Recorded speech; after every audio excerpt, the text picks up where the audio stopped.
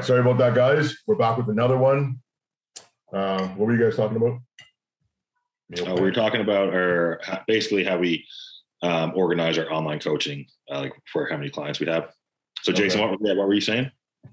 I was just talking about, so like you and I were talking about how you have, certain programs written up, and then you can just kind of tweak them and change a few things, specializing for what that individual client needs, their weaknesses, their strengths, or what their goals are, and I think it's funny when you get a client that like talks trash about their last coach or something like that. They're like, yeah, I saw some of his other clients and they were doing the exact same workout program and stuff like that. And I'm like, I never want to say anything bad, because I'm like, well, they might have had the same issues as you. They might have needed the same workout program as you.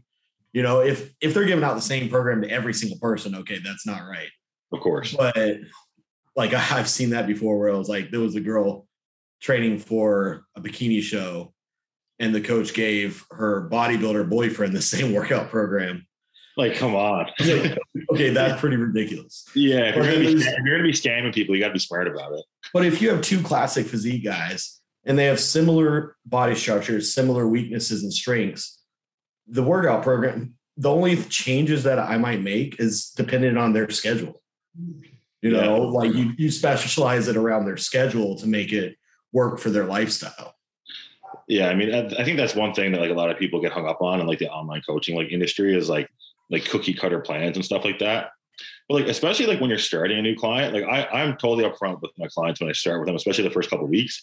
I'm like, listen, like, here's a plan. Like, yeah, it's made for you, but until you just get on something consistent, I don't know what's going to happen. Like, I don't know how you're going to respond. Exactly. To anything. Like, don't expect me to like, you fill out my questionnaire, yes, and give me some information. But like, don't expect me to nail it and like know your body just based off like, a 20 question thing that you answer for me. It's going to take some time, and like, we're going to work out the kinks as we go. We might need to change, your training frequency, your volume based on your recovery, like your foods based off digestion, but like, you just got to get started. You know what I mean? Especially you get the people that are like, they want to know how to calculate what their macros should be, or what their caloric intake should be for gaining or losing. And I'm like, no matter what, it's going to be an estimate. All right. Until we get you on a plan and we see consistency and how your metabolism in your body specifically responds, and then we can adjust from there. So it's like the first time I write you a diet, it's going to be an estimate. Well, so you know what? It's just like anything, right? Like, and I can kind of relate this to, like, I'm trying to like expand my knowledge in like the financial world, right? And like, I have this habit of like, when I'm learning something new, or I'm about to like get involved in like a new space, like I want to do everything perfectly.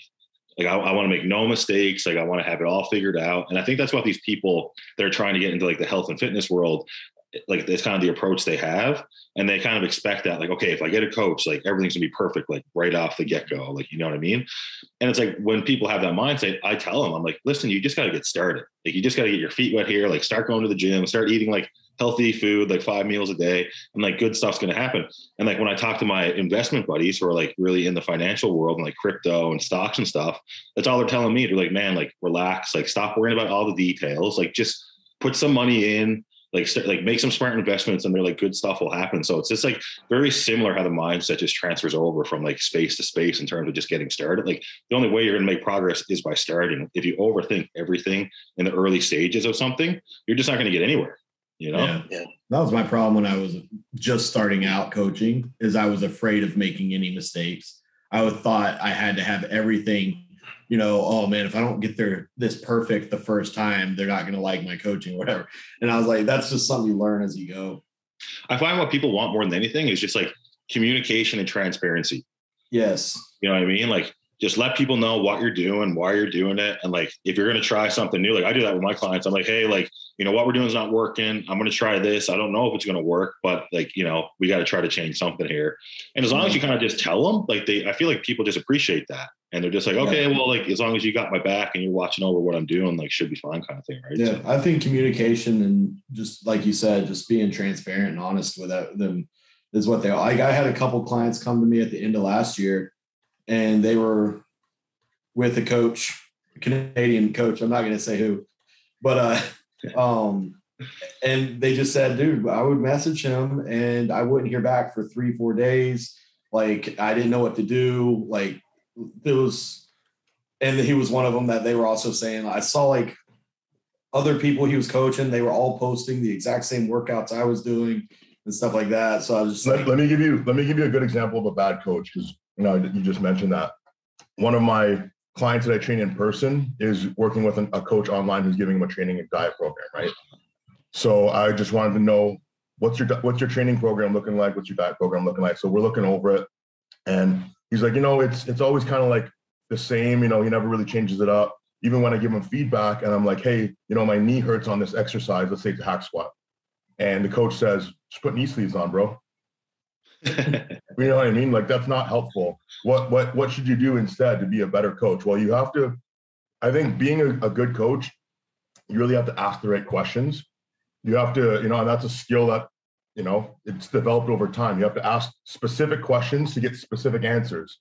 So if you want to figure out, what's the best, series of quad exercises for this person, ask them, hey, what exercises in order of best to least do you find stimulates your quads or hits your quads, or you get the best, workout for your quads? However you want to phrase it for that individual, get the answers. Like, okay, well, number one, I like the hack squat the most. And number two, I like the leg extension the most. That's extremely valuable information that you can use and directly program their workouts from it, right? So I think that's honestly what it takes, is asking the right questions and not settling for like bullshit answers, Well, dude, that's such a good point about asking the right questions. Like, that's like the best point I've heard someone make on like how to be a good coach, because like it comes with experience. Because like you could have someone that might have like a training issue, like, I'm feeling like shit in the gym, and like a coach that's just kind of starting out might think like only training oriented things, like, you know what I mean, that has to do with that. But like we would ask questions like, okay, how did you sleep? Like, what's your diet been like? Like, just like things like, did you train earlier that day than you normally would? Because we have this experience and we know how those small variables can affect certain things. And like, you only get that by being in the game yourself for a while, right? That's like one of my biggest pet peeves, man. And I honestly see this in like my own clients. Like right now, like even locally where I live, like I've coached some people that have like went on to start their own like online coaching businesses. And I'm just like, I know this person doesn't know shit. Like just because I coached them like recently, you know what I mean? So I'm like, I know that person doesn't have enough experience coaching anybody based off the questions that they were asking me 2 months ago. Right. Well, that's the thing too, is like, if someone starts out and they have no idea how to coach people, they're going to get clients who have no idea how to be coached. Right. And that's how I'm sure we all started. But as you develop as a coach, you set your standards higher. And now I've gotten to a point where the only clients that I want to work with are clients that are ready to kick ass, no excuses. It's like, you have to adopt a standard of what you're willing to accept from your clients. And it's okay to let clients go sometimes. If that client is not willing to learn from you and, they want to start doing their own thing, well, that's great, because they'll probably learn eventually on their own how to do it. But on your own, in your, coaching business, it's like, well, now I've just freed up space for a new client who's above the standard that I'm looking for, and that's a great way to progress your own business and to increase your stocks. Yeah, I know for me, like, admittedly, like that's something, and it just came from like anxiousness of starting a new business. When I first started my online coaching business, I would let clients get away with stuff like that. If they were sending me shitty progress photos, like, because I just wouldn't want to say anything to them to make their job harder for me. Because like I'm just like worried about like keeping clients and stuff like that, right? But as I built up my reputation, like now like I have a wait list for new clients. Like I'm definitely at the point where I'm like right away, like if someone sends me a shitty set of progress pictures, I'm like, no, like these are not going to work. Like I'm like, this is how it needs to be done. I'll kind of lay it out for them. And then once they do send me a good set of progress pictures, I'm like, okay, it has to be like this every single time. I'm not trying to make your life hard. I'm just trying to let you know that you need to give me this information so that I can do the best job I can do for you. Like it needs to be consistent. Yeah. It's all that. No, I was the same way when I first started. It's like you were kind of scared to give bad feedback and bad, like, comments to the client because you didn't want to piss them off. You didn't want to lose them. And now you realize you're going to be a much better coach, and the client's going to be, in the end, they're going to be happier, and more satisfied with your coaching.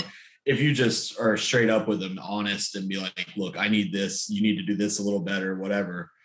Yeah. And people learn to respect you for it.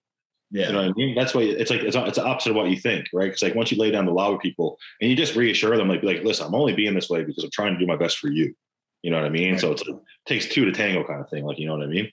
And then, yeah, like since I've been like that, my clients have done better, gotten better results. I've had more of the quality of clients that I want, because, you know, you're going to weed out like the soft people or the people who like don't really want it as bad as they say they do. Because as soon as you like kind of up your standard, you know, they don't care enough about their goals to take on that extra work that it's going to take to appease you and give what you need. Right.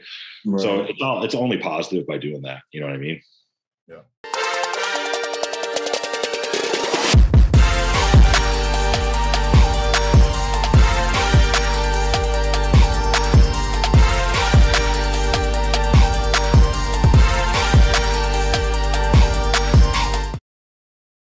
What do you think, Jordan? What's your approach? Let's say you have a client and they're maybe, you know, inconsistent with check-ins, or they're messing around here and there, and it's like, you know, maybe they're putting in like 60 or 70% effort. Like you can see that they're trying, but they're just not giving 100%. Do you go, you know, good coach, bad coach? What's your approach to that? I'm pretty firm. I'm definitely like, you know, I have the military background, so I'm not afraid to put basically boots in someone's ass in a nice way. You know, I would say, hey, this is what I need, and this is not what you're giving me. These are the things that I've asked about, because I always set the tone in the beginning, you know, like with the questionnaire and stuff. And then like, as soon as I get their questionnaire, the first plan I give like very, very specific directions. Okay. How I want your check-ins to be.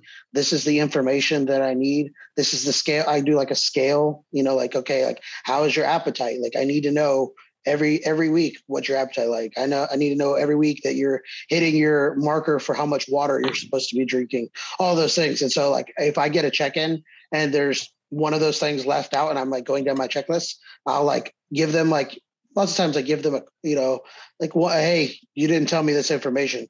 But then like after a few times, I'm like, if it still continues on, I'll be like, hey, this is not helpful for me, because I'm trying to make this successful for you. You came to me and asked me for me to be your coach. And the only way I can be a successful coach is for you to give me the information that I need. Without any feedback, I can't help you succeed.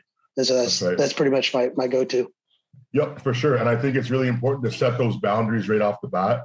And as a coach, you know, you have experience with, it's almost like a social experiment, I feel like, because when you get that initial questionnaire back, right away, you'll be able to distinguish someone who gives 100% and someone who gives 50%, just by the level of detail that they answer your questions. You know, it's like, did they actually read this entire question? Did they understand what I'm asking them for? And then did they go above and beyond to give me the information that I require?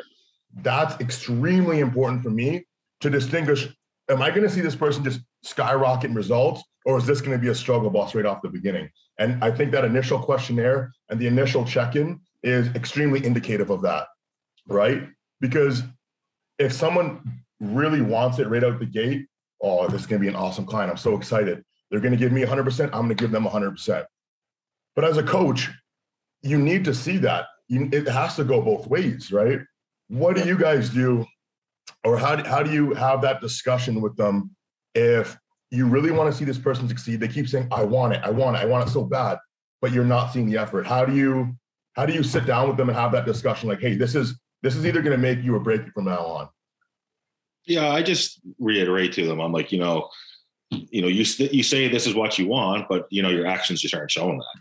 You know what I mean? Like every single week, like there's an issue, or like you slip up on the diet, or something comes up, or you miss a couple of training sessions because like you felt tired after work. And I'm like, I understand all of those things, but when you say you want something, you're willing to just overcome those types of obstacles. And like, I know what it's like, like to have to do that. Like, I know what it's like to devote myself to something and have to make sacrifices. And obviously there's a lot of things you have to give up. Right. And I tell them that, and especially when it comes to food and like cheat meals and stuff like that, I'm like, the food is not going to go away forever. I'm like, you committed to this process for 4 or 5 months, whatever it is, for a prep or to lose weight. And I'm like, the food is going to be there once you reach your goal. And I'm like, it's going to be so much more satisfactory to you once you like accomplish what you want to accomplish, reward yourself.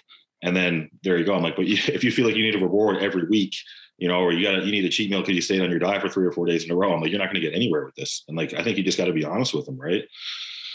And once you do that, like, I feel like then they can really kind of make the decision on their own. Like, oh, like, is this actually what I want? If this is what it's going to take, or is this lifestyle that I think I want actually going to make me unhappy? Because that's something a lot of people don't realize either. And like, that's what I found with some of my clients is they think they want to take this on, but when they realize, how important, hitting your meals every day is and training 5 days a week, they realize like that lifestyle doesn't make them happy. And that's okay. And I just tell them, like, listen, it's okay to just eat a healthy food every day and go to the gym 4 or 5 days a week and just train for fun. I'm like, you don't need to weigh all your food every day, like, and train like a certain way to reach these goals. I'm like, that's fine. Like, you can be healthy without being a bodybuilder. Like, it's not for everybody. Yeah, it's not for everybody, man. As much as, and that's one thing you see a lot with social media is because social media is everyone's highlight reel, and it glorifies this lifestyle. They see us in the gym, like big and jacked, like throwing around heavy weight and like, with cool music and all that stuff. But they don't see us at like meal 5 at 10 p.m., like try not to throw up, like when you're forcing like your last chicken and rice meal down, and just like sweating every night in bed when you're sleeping and like all this shit that we have to deal with. And once people get a taste of it, they just can't imagine doing that for 10 years, like every day. Well, I was gonna say, like, media contributes to that too. Like, not just like you're talking about like videos of us, but like just watching like movies and stuff. I mean, they always show, like, if you watch a movie, like a sports movie with like an athlete, even, like, all you see is like the glorified moments. You don't really, I mean, there might be like a montage where they're going through something hard, but it's got some cool music and stuff. So people are like, oh, this is awesome. But like, it doesn't really show like, someone really building themselves up. Like if you're watching, a fighting movie, or if you're watching something where somebody's jacked, they don't show them that they're, going through that and eating their meals like crazy. They might show them like eating one meal of chicken and rice and then a montage where they're running and then they're doing what they do and they're awesome at it. So they're just drinking the raw eggs. Yeah, exactly. It's like Rocky or something. Down the hatch. This is how you do it. Yeah. Exactly. I think I got a good kind of change of perspective from listening to Joe Rogan, because from the outside looking in, it's easy to assume that he set massive goals for himself. Like from day one, you could probably assume that he wanted to have the best podcast in the world. He wanted to do all these things. It's actually not true. He actually didn't have any of those goals set at all. He just wanted to just do the work. He just enjoyed doing what he was doing. And because he enjoyed doing it so much, he just did so much of it. 3 podcasts in a row every single day. That's like 9 hours of work, just straight working, not even thinking about, I want to get to the best, I want to be the number 1 podcast at a billion jillion views. It's just like, I want to be the best at conversing with these people. And I want to be in the moment and like ask the right questions. And I'm genuinely interested in, this conversation. I think that's how you have to look at it with, bodybuilding and fitness. It's like, do you enjoy training? Do you enjoy having a meal plan that's structured? Do you enjoy all of these aspects? Because if you don't enjoy any of it, it's like you were saying, guys, it's like, it's just not sustainable. You can't do it. Maybe you can like get through a month, couple months, maybe a year, but this is like a long period of time that you have to really invest into. So it goes back to the goals, and your goals have to align with what you enjoy about becoming the person that will achieve those goals, right? And I think that's extremely important for people to understand. It's like, you have to enjoy everything that you do to a certain degree. We complain about eating a bunch of food, but we also enjoy that fact that when we get all our meals in, it's a sense of pride, accomplishment. It's a badge of honor that we wear, knowing that we have followed a structured diet for years on end, and this is the result of it.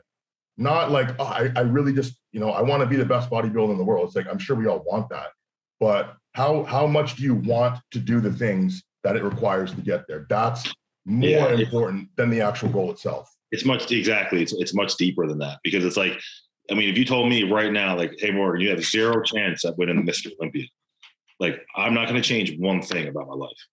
Yeah. Like, I'm going to keep eating my meals and keep training, because like, this is just who I am. I love it. Like, it's not, I can't imagine life any other way. Right. And I've actually talked people out of competing many times, because I've had clients that are like, okay, I want to compete. So like, I'm going to put them on a schedule, like that's going to get them to their goal of competing. But then like, they just can't do it. Like, there's a mess up every week. So then I had that talk with them. I'm like, why don't we just try pulling everything back here? Because like, this is usually at the point where they're ready to quit. And I'm like, how about we just forget about the show? Like, let's go from training 5 days a week to like 3, maybe 4 days a week. Let's pull the meals back from 5 meals a day to 4 meals a day. And let's just see how you do. And a lot of times, like 2 or 3 weeks in, like they lost like 10 pounds, like feeling great, like, you know, because it just like it took a little bit of pressure off of them. And now it's like, instead of this competitive mindset, they're just like, you know, trying to live a healthier lifestyle. And they realize like, oh, this is much better for me than trying to get down to 5% body fat. Like, that's right. And exactly. And I think that's why it's important to understand why someone, you know, whatever the goal is, why is it important for them to achieve that goal? Like, why is it important for you to get on stage this year? You know, and if they don't have a good reason, like, oh, you know, it's just something I really want to do. Well, listen, man, my standards as a coach are higher than that. So I need you to want to not just get on stage. I need you to want to dominate that fucking stage, because that's the standard that I've set for myself as a coach and also for my athletes. 21, I only had 2 athletes get on stage, man, because people just weren't ready to win, you know, and there's nothing wrong with that. The only thing that's wrong with not being ready to win is if you say, I want to win. Then it's up to you to be ready to win. As a relationship together, we have to work on this to make sure you're the champion on that day. Only 2 people got on stage last year, you know, under my guidance. They both got first place. The same thing is going to happen this year. And I told every single one of my clients that too. It's like, I'm not going to let you get on stage and lose, because then you're creating that standard of being a losing coach, because this is the only sport in the world where people compete to lose. You know, it's like, I want top 5. Well, if you don't get first, you lost. And as a coach, that's an L.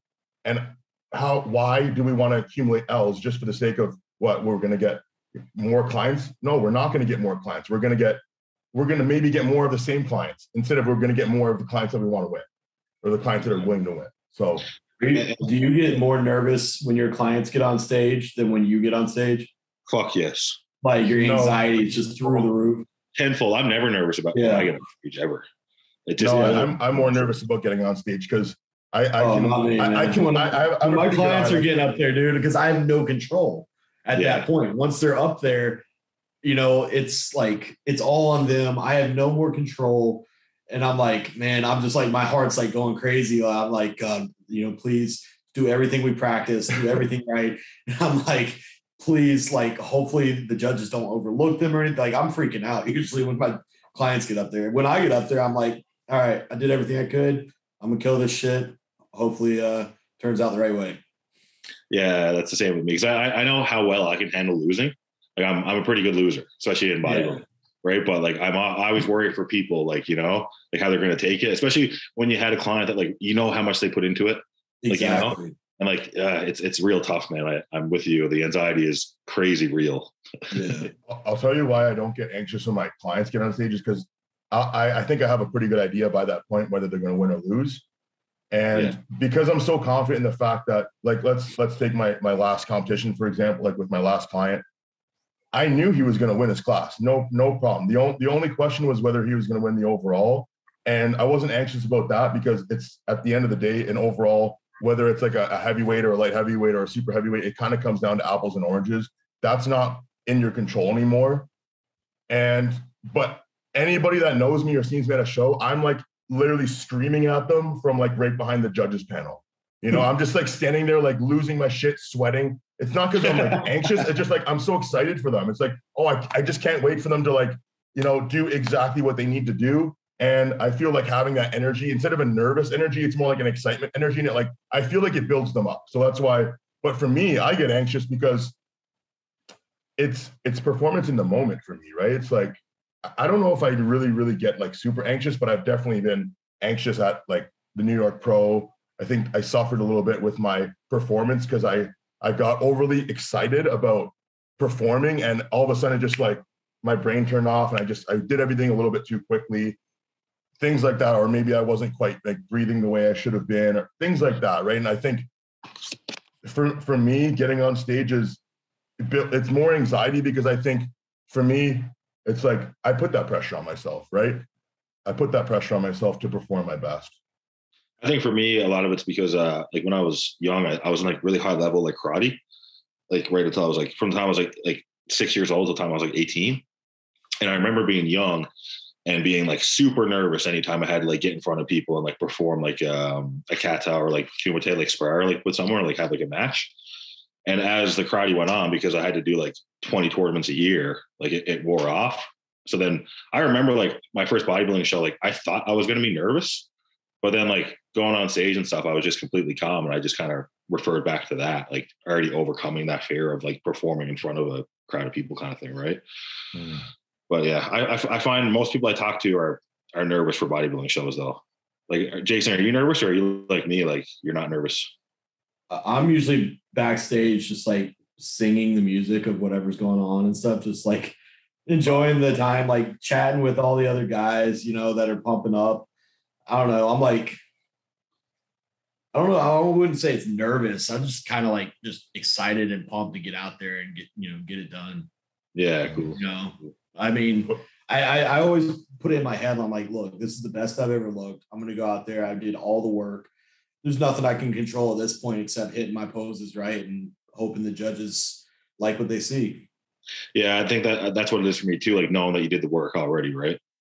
Yeah. Jordan, like if there's any doubt in my mind that I could have done more or I could have done something better, then I might be nervous. But if I know I did everything I could possibly do, I did everything my coach told me to do, I've practiced my posing and everything like that, then, in my head, I'm just like, this is a sport that's judged by a panel of judges get to decide the winner.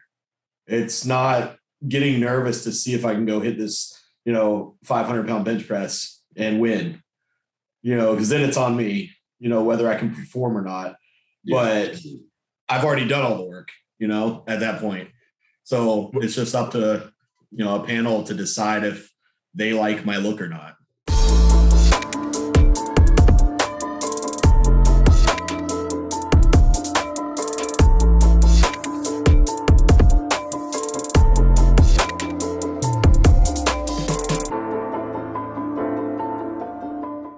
Right. If they like the amount of work that you put in. Yeah. I agree and disagree, but I want to hear what Jordan has to say. I don't get nervous. I mean, I was in music and played in bands and stuff, so I was on stage, kind of the same stuff. You talked about being with karate and everything. You just kind of overcome that. And then like backstage, I'm just like Jason. I talking to the guys and talking to whoever and stuff. But I definitely do get like really, I would say like hyper focused. And I've had plenty of people like tell me like, you kind of got that resting bitch face, the RBF, because I'm just like focusing in my zone and everybody thinks I'm like mad at the world and like pissed off for some reason. I get that a lot. And I'm like, no, I'm like extremely positive. I'm like having a good time. But like sometimes I just like my demeanor is just like, I'm here to just like mess it up. Like I'm ready to go. And so like, I don't know. I don't ever really say like too much as far as like positivity towards myself. I'm one of those people that's like, wait till it's 100% over. Till all the last cookie crumb is gone, whatever you want to call it.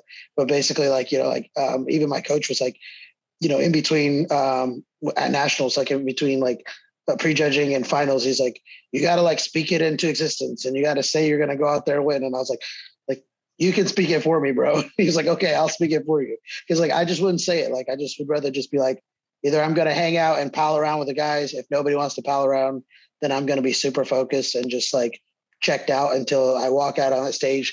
And then it's like, everything just clicks. It's like a whole I think part of that is, your history though, too, like with competing, because you've been right there and so many people telling you, dude, you won it, you're going pro. And then you end up in third, and it's happened to me so many times too. So yeah, I think that is one of those things where you don't want to tell yourself you want it until the fat lady sings. Mm-hmm. Exactly. Yeah. That's exactly how I am.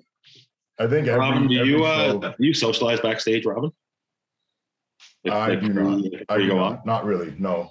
Me either. I'm talking about. At Puerto Rico, I did a little bit because Akeem was there and I was talking to Jamie as well. And I felt like I had a good connection. Like they made me feel good. Like we were kind of just like shooting the shit. And like, that was one of the only times where I forgot that I was nervous or anxious about the show. And I think that was very positive, kind of just like, I got to talk to the guy who won and got his mindset. I got to talk to a guy who I beat, and got his mindset. And it was kind of like, okay, cool. Like I'm kind of somewhere in the middle here. I know where I need to get my mindset to. I need to, also I can see the flaws, and I can draw like some power from that too.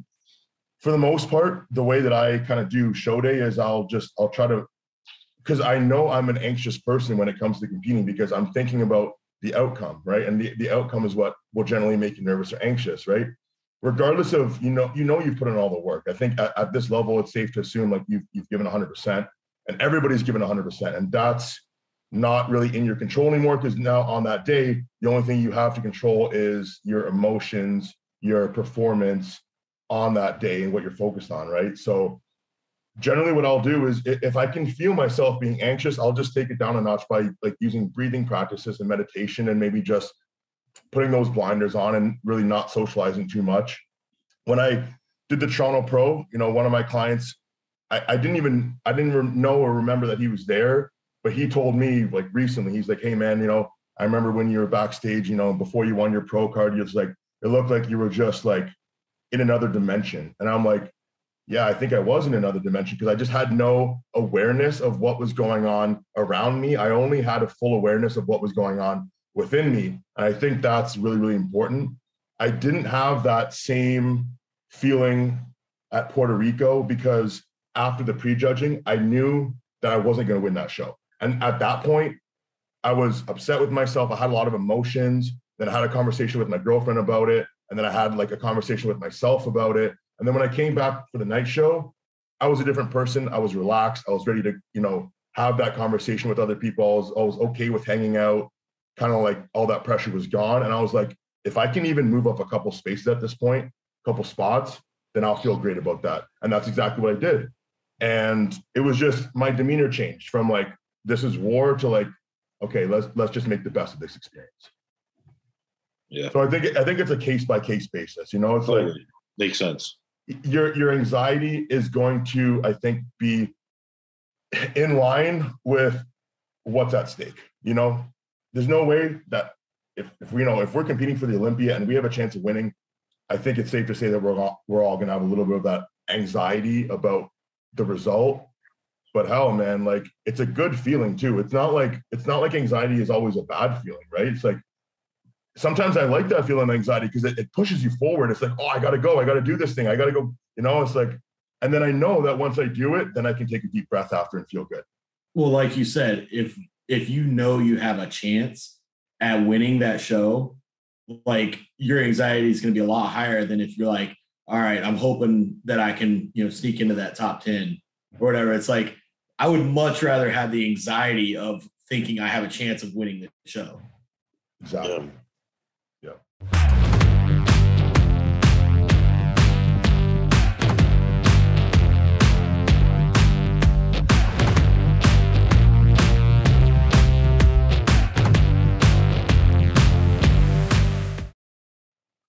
Yeah. So my question to you then, Robin, is do you deal with a lot of like cortisol issues and stuff? Because like if you're a person that's a little more high anxiety, a little more higher stress about things, do you feel like that affects you like with your physique or anything like that? No, I don't think so, because I'm aware of it. I know what to do in order to bring it down, right? Yeah. So, if I feel like I'm too anxious to perform my best, I know that's a time that I need to meditate. And I always anchor meditation around times that are stressful anyways. Like post-workout, the first thing I do is sit down 10 minutes in the corner of the posing room, meditate, breathe. At that point, my cortisol's dropped and I can, ingest my post-workout meal feeling good about it. And I'll do that anytime it's like super stressed. Like before I go on stage, I have to meditate, like those kind of things. So yeah, I mean, it can definitely be detrimental if it's like, it can be a vicious circle or it can be a positive one, just depending on how you look at it, right? I think that's the difference. Is I probably have that same anxiety and like a little bit of stress leading into it. We just deal with it differently. I deal with it by talking to people and like getting it out of me that way, by like bullshitting with people backstage and like talking to other people and whatever. That like helps me relieve that stress and anxiety. You sit down, meditate, deal with it yourself. We just deal with it in different ways.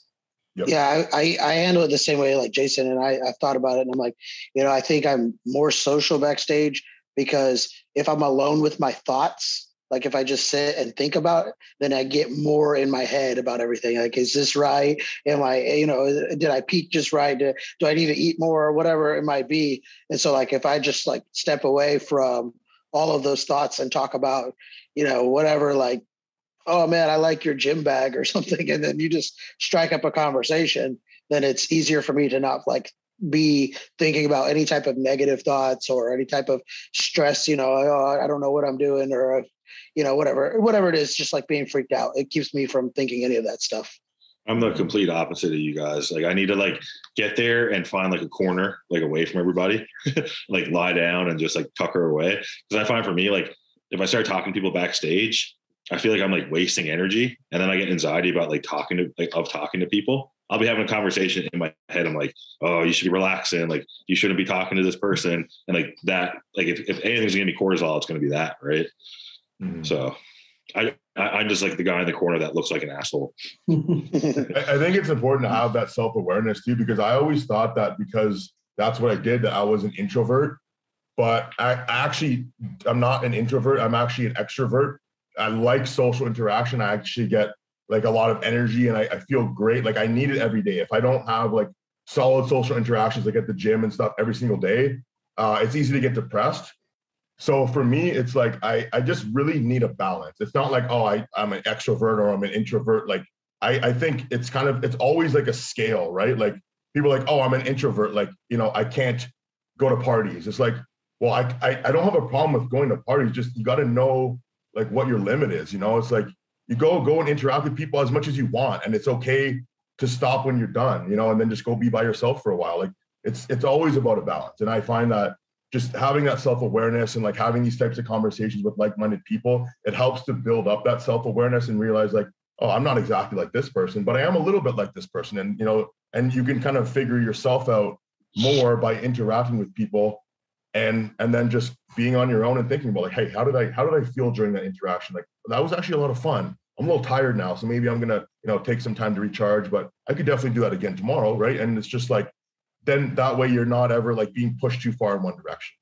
I 100% agree with that, because I'll find sometimes like on my rest days or something like that, like when I don't really get any interaction with people, like, you do start feeling like, a little down or something like that or whatever, like you need some like human contact and interaction. Mm-hmm. And then like, if I just go to the gym and, talk to a few people, walk in, especially at the gym, Jordan knows now, you walk in there and everyone's friendly. Everyone like, oh, the big guy's here, they just go up and like, then talk and ask you questions. And like, it's even almost like when I'm in prep, these questions would annoy me. Right now, like when you're kind of like, you've been sitting at home alone for a day or two or something like that, and it's like, you want that human interaction. You're like, so like, you feel like a fresh like personality, like almost like everything's uplifted a little bit just from a little interaction with people. Exactly. And I think that's why COVID was so devastating, is because it's changed the way, more so probably in the countries that are still having lockdowns, like in Canada, right? Because like when I was in Florida, it was so cool. Like everybody was just so much happier, interacting with each other, socializing. In Canada, it's like, dude, I went down to the gym today, right? And there's supposed to be a 4-person limit and you got to like book your times and all that stuff. So I go down there, there's 4 people in there already. I go down at the same time every day, do my cardio. There's no way I'm not going down. Okay. I go down, there's already 4 people in there. Okay. I start doing my thing. Somebody goes and complains that there's 5 people in there. Okay. So now I have to have this conversation with the front desk guy. I'm like, listen, dude, you see me. I come here every single day, twice a day to do my cardio. He's like, oh, well, you're only supposed to come once. But I'm like, no, we're not talking about that. I pay my rent. I can come as many times as I want. If there's an issue, let's talk about it. So what's the issue here? It's like, oh, like this person doesn't feel comfortable with you being in there. It's like, oh, so they're personally attacking me. They don't feel comfortable with me. So it's a me problem. So, okay, so where's this person? Let me have a conversation with them. Oh, no, I don't want to do that. Okay. So you're going to talk for them. Okay. So let's just have a neutral conversation here. Right. So do you think that it's fair to say that you can't go in the gym because there's already 4 people in there? It's like, I don't think that's fair. Do you think that's fair? Do you guys think that it's fair to say that in an area that you live, you can't access one of the areas because someone else who also lives here is there too? For me, it would come down to like that person saying they have a problem with you being there, so that person should leave. Exactly. That's my point. You know what I mean? Like, and then my second point, my second point that I said to him too is, all you have to do is you don't have to tell them like what is right or what is wrong. To show them the facts, and the facts are that right now in Canada we have a freedom convoy that's raised over $7 million. There's 100,000 plus people saying we're done with mandates, restrictions, lockdowns, and we want our freedom back. So I just said, hey, I'm just part of that movement, man. That's it. I'm part of that freedom movement. And I think we should be free to do what we want. And this person is absolutely free to come back in another time. Yeah, exactly. You're just exercising your human rights, man. And that's what it comes down to. And that's what this whole thing is about. Freedom of choice. So like you're choosing to put your life in jeopardy, Robin, to go to that gym and train with the possibility of getting COVID. And that's on you, man. Right. And this guy, if he's afraid of you being in there because of that, well, guess what? He has the freedom to get the fuck home. That's it. And be safe and be away from COVID. The fact that he's choosing to stay there while you're there, while he feels like you're endangering him, is totally on him. And if he gets COVID and dies, it's his fault. I just gotta say, every time you guys bring up the COVID stuff, I'm so happy I'm in Florida. Well, you guys are opening up tomorrow, right? We should be opening up today. Supposed to. Yeah, right. Yeah. I was talking to a guy. I think he watches this podcast, but he was watching my YouTube channel and he like messaged me and he was talking about the shutdown and stuff. And he said, y'all open up today. In Ontario, yeah. We actually have a press conference where I live today too. Yeah, so this is kind of like how I feel about it is like I think because we have all this momentum going with having everything open up, like all this stuff's going on in Ottawa, right? But we're not in Ottawa, we're in Ontario. So why aren't we doing the same thing here? You know? Well, Ottawa's in Ontario. No, sorry. I meant like I'm in Burlington is what I meant. Like I want to see Burlington open up all their, like Pure is the only gym that's open in Burlington, right? It's like, well, Pure's already done it. They found a way to stay open. And we have this freedom movement over here in Ottawa. So how come everything in between isn't doing the same thing? You know, that's like, there's kind of like, there's still a divide. You know, there's still. I think it's happening though, man. I think this is just the begining for us, honestly, because like I even saw like the premier of Saskatchewan said that like he's going to slowly start dissipating mandates, and like other health ministers and other provinces have come out now and said that like like we need to just learn to live with COVID kind of thing. So I think we're getting there. It's just going to take Trudeau like a big like ego drop. Like I think that's the biggest thing with him, and that's what it comes down to, right?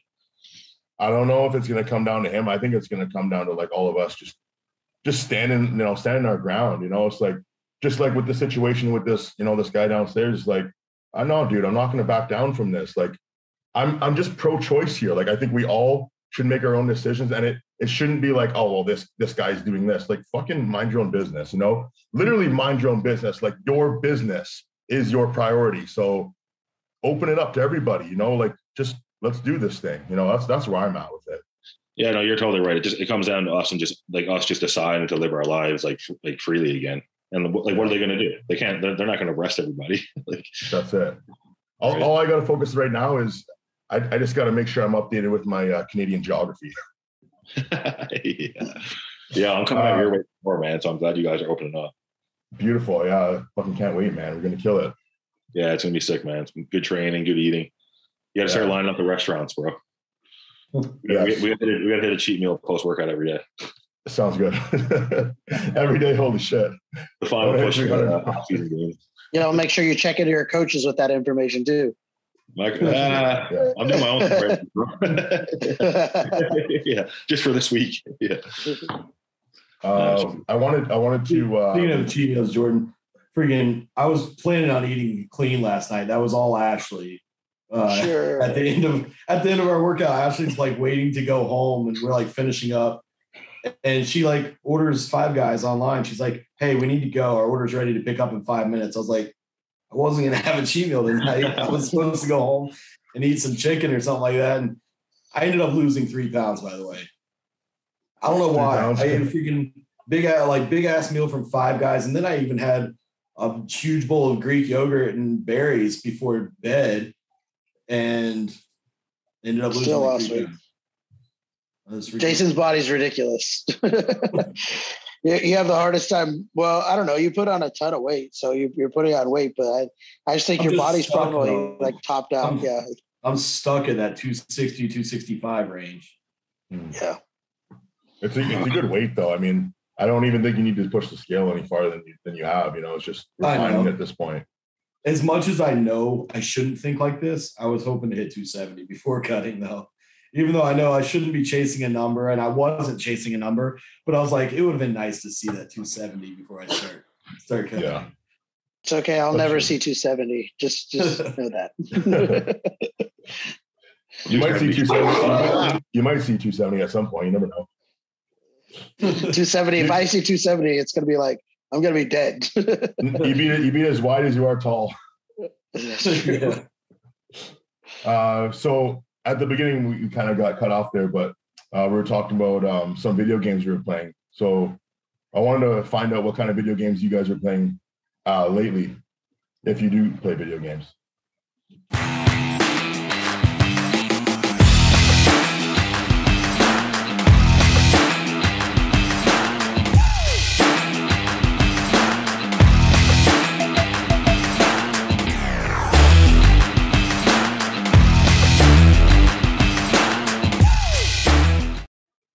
I've been slacking on the games lately. I don't know. I haven't had the attention span to keep going, but I was playing, I don't know, man. Like I told you about, like, you know, I was playing like the RPG games and stuff like that. Like, yeah. What console do you play on? I have a PS4. I wish I had a PS5. I still haven't gotten one, but I got a PlayStation and a Nintendo Switch. Okay, yeah. I love the Switch, man. The Switch is great. Dude, the main reason I got that is because I love the old school, like classic RPG games and stuff like that I grew up on. And they're like, you know, making the graphics a little better and re-releasing all of them and stuff like that. Yeah. It's cool too because sorry, go ahead, Jordan. I have a Switch and I have a PlayStation 5 and I have an Xbox. So I've been playing a lot of more of like, I don't really play that much. Like I don't get online. So like I just play like the Switch, you know, is the classics. Is like, I like to play like, you know, Smash Brothers and Mario Kart, stuff like that. And then like with the PlayStation 5, the sports games for the most part, like Madden and like NHL and all of those pretty much. But I don't have anybody to come play. I try to get Jason to come play every now and then, but last week he was supposed to come over and he had a headache. So dude, I got a killer headache last Wednesday. I always seem to get it on my rest days, and I don't know if it's, you know, just because I don't really drink caffeine on my rest days, and then also I always get Graston and cupping done, and I think that releases so many toxins in the body. Like sometimes it just hits me. Could be, yeah. It could be blood pressure too. Be aware of that. You know what's cool about the Switch though? I love how you can play it on your TV. You can play it like, you know, as a handheld too. I think that it's just so versatile. That's why I think it's the best console. I used to play on PC a lot more, but I just love the fact that I can take the Switch down, do cardio. Like I've been playing Pokemon Unite, it's a good game to play on cardio because it's easy to play. It only requires like, you know, a couple buttons. I mean, it's a 5 versus 5 match. It only takes 10 minutes.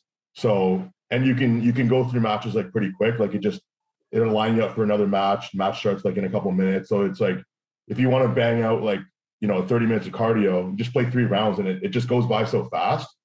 It's a good game and it's free. You know, it's free. You can link up with your buddies. Like all 4 of us could jump on and like play a couple rounds, you know, like no problem. RPGs are great, man. I love a good RPG like Diablo 3. Diablo 3 is awesome because you can play split screen.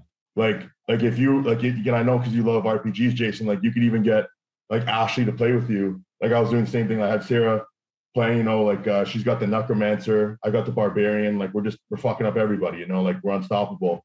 it's cool. And, you know, you can also play online with other people, you know, so it's. Bro, I've tried to get Ashley to play games like that with me so many times. The only thing she'll play is like Mario Party and like Monopoly on the PlayStation and stuff like that. Like, so I've tried to get her to play other games with me. I tried to get her playing games similar to Diablo. I've tried to get her to play like Borderlands. And for one, she is the most directionally challenged person I've ever met. So you put her on a game like Borderlands, and she's literally on the opposite side of the world, and I'm getting killed by like hordes of enemies. And I'm like, where are you at? She's like, I have no idea. So I'm dead. Next thing you know, I'm like, oh. You gotta start off with the easy. Just get her on like Mario 3D. That was pretty good. Yeah, because you can do she just didn't play a lot of video games. Like I was raised playing video games. Like it was one of the I wasn't allowed to sit around all day, but when it was dark out, I came inside, played video games for a couple hours. You know, and it's just she wasn't really raised playing like much video games and stuff. So now she's just lost when I try and get her to play that stuff. See, I was like Morgan's dog, like on my dad's lap, and I was like too young to actually play the games. I would sit on his lap and he'd be playing like, you know, the original Doom and shit. So that's I've always been like, you know, kind of involved with video games. I don't think my dad's ever played a video game, but no. Like my mom would play Mario with us and stuff growing up. Yeah. So like, and she was good. It was actually weird, but like, yeah, we would sit around and play Mario and take turns and stuff like that when we were growing up on the original. I had the original Nintendo with like the Mario games and like the Duck Hunter game where you plug it up, and you had the Game Genie where you could smash your game that's this big into a thing that's this big, and then it sticks out of your console. Yeah. You'd have to like blow in the game, like if it sometimes it wouldn't work. Oh yeah. I still do that sometimes because it's like a habit. You know, I just did that with the Switch. I'm just like, oh, what am I doing? Yeah, just technology. Nintendo, the only thing that's still using cartridges. Yeah, it's true. You play any games right now, Morgan? Nah, man. I was thinking about trying to get back into it, but it's just because you know the way it is. Like I like playing the first-person shooters, like Call of Duty and stuff. Like I used to play Call of Duty competitively. Get the Switch, man. Get the Switch. You can play everything on the Switch, bro. It's sick.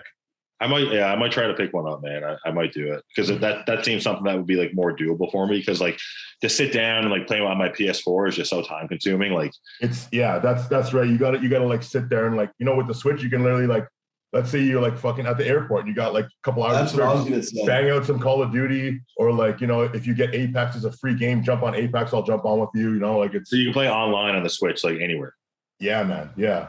Well, yeah, dude, Apex is dope because it's 3-man squads and it's like Hunger Games. You know, you just get dropped down. There's weapons everywhere, all over the place, armor, everything. You're just in a squad of 3 against like 10 other squads of 3. You just gotta fuck them up all over the map. It's pretty sick. Well, I guess I bring my Switch with me like anytime I'm on prep and I'm flying or driving or whatever to the show. Just like chill out and like just the whole travel to the show and then sit in the hotel room between meals, so I'm not like overthinking shit or whatever. I always bring my Switch with me.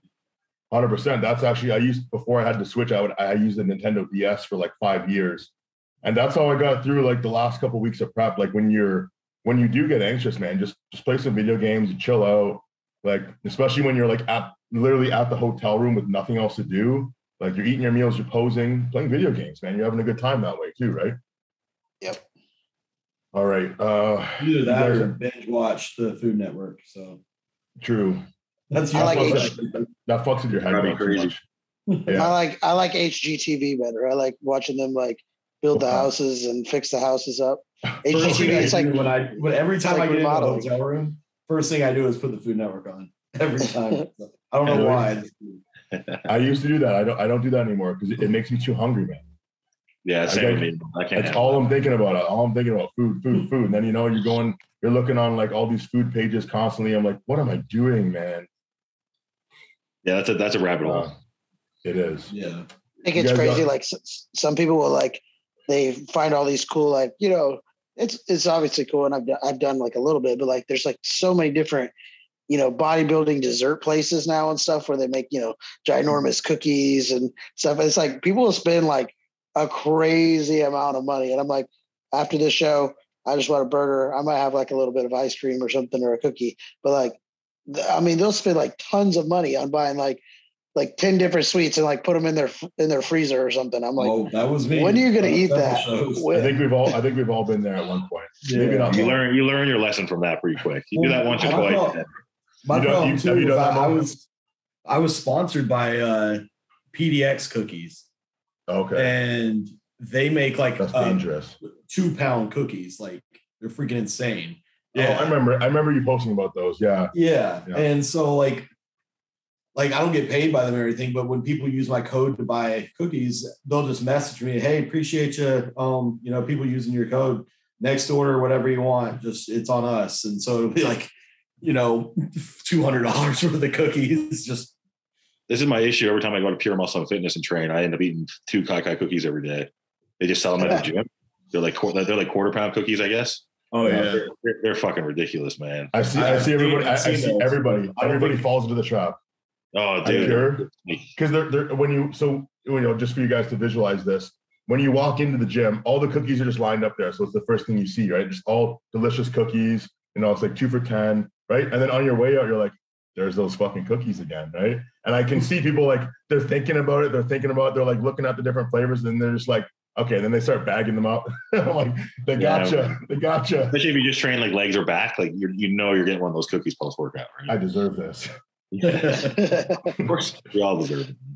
You guys have time for a couple questions, or we want to wrap it up there with questions? We can hit a couple. I got time for like one. I got a lot of stuff. Okay, let's do one. We'll save some for next time. Yeah. Why do you think bodybuilders and physique athletes? No, this one's too long. Let's do a quick one. What's the hardest physical aspect of bodybuilding for you? Physical aspect? Physical.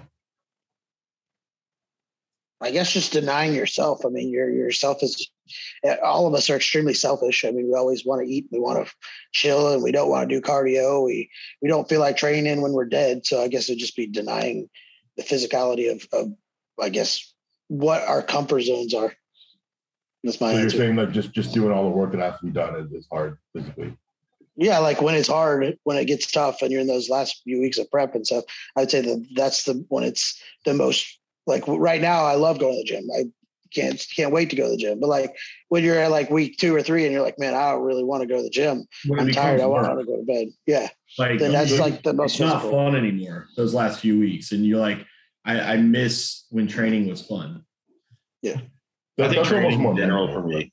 I think like training just all the time, just because of how like the expectations I put on myself to push myself in the gym, because like I understand like the science of bodybuilding and like, I need to achieve a new stimulus, like, obviously not on a week to week basis anymore because I'm too advanced for that, but like there needs to be improvement month to month in my training.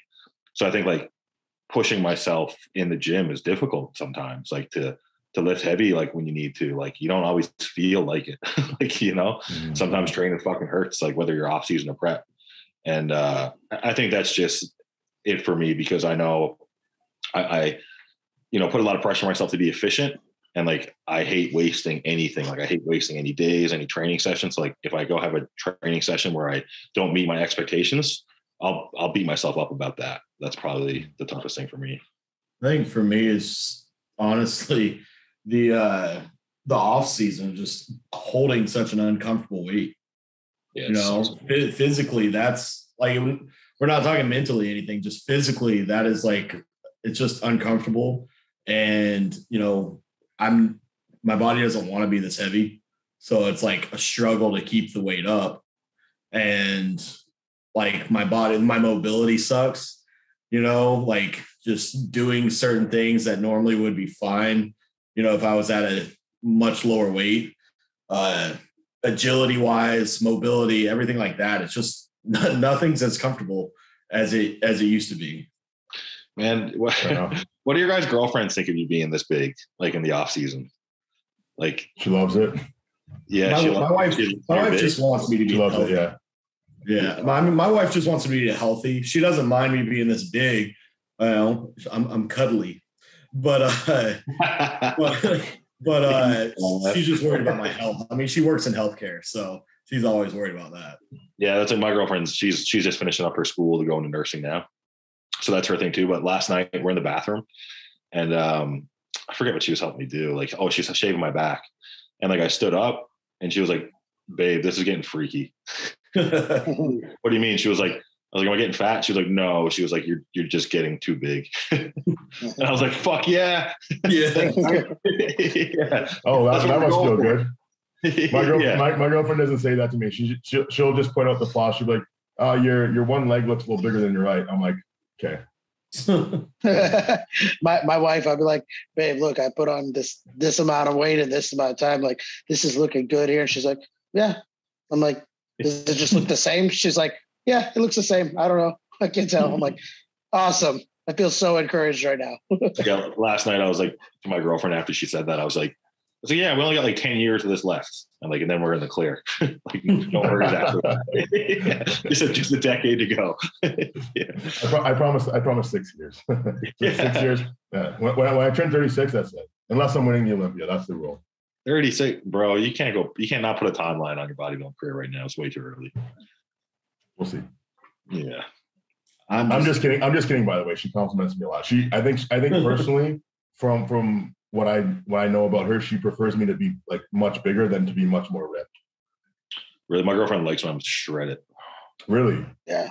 Same. My wife likes why? me leaner. Why? I don't know. It's a high standard to uphold. I'll tell you that much. Okay. Yeah. I think my wife likes a happy medium. Like, she's not when I'm like the last few weeks peeled out of my mind, but not when I'm full blown off season either. But, personality wise, she prefers me in the off season. My girlfriend wants my off season personality to match my contest prep physique. Right. It'll never happen. It'll never happen. I think my wife likes the happy medium too, just because she's like, you're in a better mood here. You're not feeling like you're not too fat. You're not too shredded, but you're just in a better mood. And every now and then we can actually eat a meal together. Like before you start your off-season cycle is the best. Yeah. Or I was going to say like, maybe about like when you're like 9-10 weeks out before they throw the trin in. Yeah. Life's good. Life's good then. 8 weeks out. You're getting lean. I like how the question went from, whatever the question was to now it's just about what our girlfriends like about us. let me answer. Let me give you my answer with the hardest physical aspect of bodybuilding. Posing, man. It's fucking posing. I'm telling you, it's posing. Posing's hard. It's the hardest physical aspect. I don't find anything nearly as physically hard and draining than like pushing through a crazy 1 hour posing session. That is fucking hard. I cried a couple times posing in prep for sure. Me too, dude. I'm not even gonna lie. And Sarah can attest to this. I would one day because she would be there. She would come with me, and I would be like, I don't want to do it today. And she'd be like, cool, man. I guess we'll just stay here until you fucking do it, right? And I would just sit there and fucking sulk and like I'd want to cry. Like time's going by. Like I'm literally wasting 20 minutes. Just got to do it. Like it's mentally 5 rounds, baby. 5 rounds. 10 rounds, baby. Let's go. It's mentally and physically very difficult. That's why I've been trying to keep up with it in the off season too, because I know how hard it's going to be. It's, doing it throughout prep and especially those last few weeks when you're drained. So I'm like the other day, I did 20 minutes fasted cardio, 20 minutes of posing, just because I was like, I got the time, I need to get it done. I need to keep this consistent, even though you're not seeing me hit a side tricep right now, but I went through the poses. You just skipped that one. It beat me up, dude. Yeah. And my freaking just trying to suck in a vacuum and stuff right now. Like my abdominal wall was cramping on me. It was horrible. Yeah, I find it hard right now because I got to flex my legs so damn hard to see lines. Yeah, I know that too. Like when you're shredded, you don't have to flex nearly as hard. You see everything pop. Yeah, so you barely got to flex to make the legs pop. And in the off season, you're like shit. Your whole body's shaking. Yeah, just sweating. I flipped you guys. Now you think it's posing, right? Yeah. Pretty much. That is one of the hardest. As soon as you said that, I was like, oh yeah. Anybody that hasn't ever done it doesn't understand how taxing posing really is. Yeah. Okay, guys, cool. That was. Sorry, go ahead, Jordan. I was just saying, everybody thinks last word. I was just saying, everybody thinks it looks cool on stage, but again, it's one of those things until you've walked a mile in the shoes of a bodybuilder, you're never going to understand it.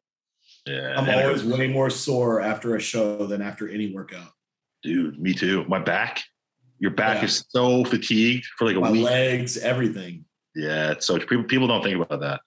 I get off stage and I'm just like after prejudging, I'm like, oh my gosh, I gotta go to sleep. Like I ran a marathon. Like I thought I ran like 20 miles. I was like, I probably ran 20 miles. That's how I felt. And the adrenaline dump too, right? Oh yeah, for sure. You just crash out. You sleep, you go eat, and that is like the best sleep you'll ever get between prejudging and finals. Yeah. The Toronto Pro is a weird one. Just last thing, the Toronto Pro was weird because it was 9 p.m. by the time we got off stage. So when I got off stage, I had so much adrenaline that I went to bed at like 3 a.m. and woke up at 6. I was just like ready to go. It was pretty weird. That is weird. All right, boys. We'll do it again next week. All right. Awesome. Okay, if you're still listening to this, make sure you like this channel, subscribe to this channel, follow us all, drop us some questions for next week. See you later, boys. Later. You guys. Hey guys, thanks for watching Canadian Beef Podcast. Please make sure to subscribe to the channel and check us out on Spotify. You can use our code on HELIXXonline.com. The code is BEEF20. That's BEEF20 at checkout. You're going to save yourself 20% off. And you're going to help our podcast grow. Thank you so much, guys. See you in the next episode.